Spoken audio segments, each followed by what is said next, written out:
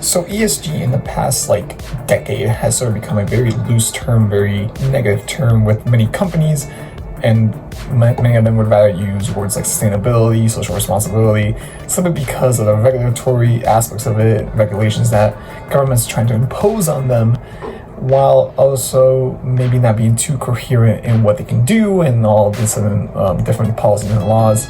And at the end of the day, we have to ask ourselves what ESG even means, which is just environmental, social, and governance, which is a set of aspects or regulations, rules, including environmental issues, social issues, and corporate governance that can be considered in investing with different sustainable finance, so green finance in other terms.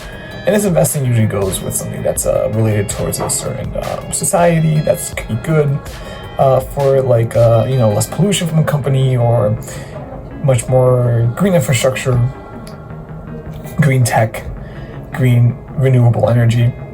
And in most cases, it is rather positive. However, many critics of ESG proponents are saying that, many companies can just, do a greenwash in a sense, or that they uphold the standards, but then they don't really sort of play on it. They don't facilitate anything based on it. And these are fair criticisms.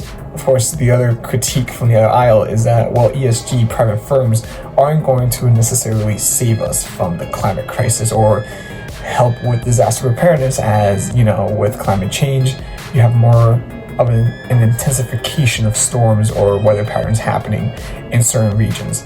And this is true. ESGs are not the complete solution, but they are a help.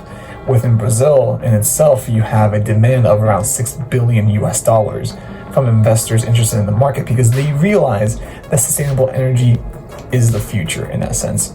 Oil, natural gas, these lobbyists realize that it's only going to go so far. Sure, oil, there are a bunch of oil reserves that will be there for decades, even centuries. However, many companies are taking issue to a lot of social justice matters that pertain towards a more green movement, more progressive movement. And at the end of the day, this isn't really changing the political economic landscape either. It's just simply saying that we have a progressive idea for moving forward. And this, in a sense, is good, because when we see it with Brazil, it has a lot of space and room to make more efficient use of nitrous oxides, or iron as electrogenesis, CO2 capture on biofuels.